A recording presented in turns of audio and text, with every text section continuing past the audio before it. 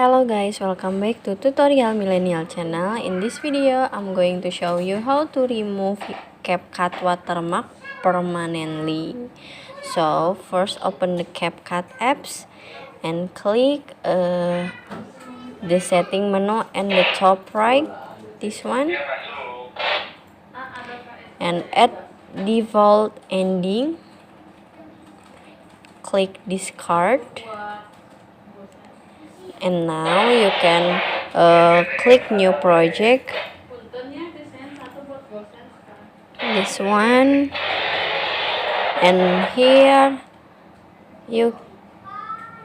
will be no more watermark on your video. Pretty simple, right?